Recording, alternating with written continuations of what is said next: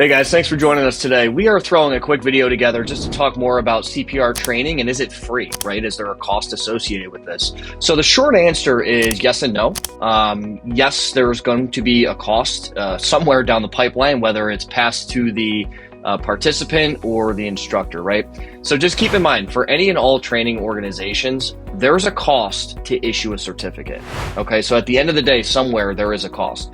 Now, depending on the type of provider you have or the provider you train with, you may or may not have to pay for it. 9 times out of 10, you're probably going to have to pay something.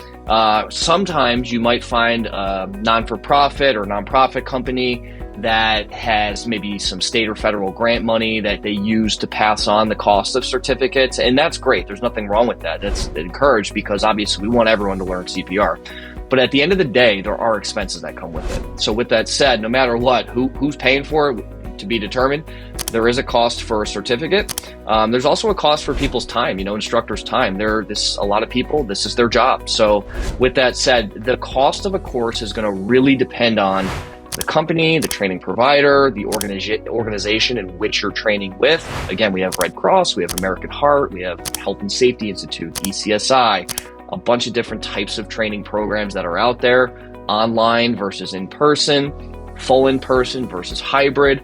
So many variables that really go into that. But again, the root question here, is it free?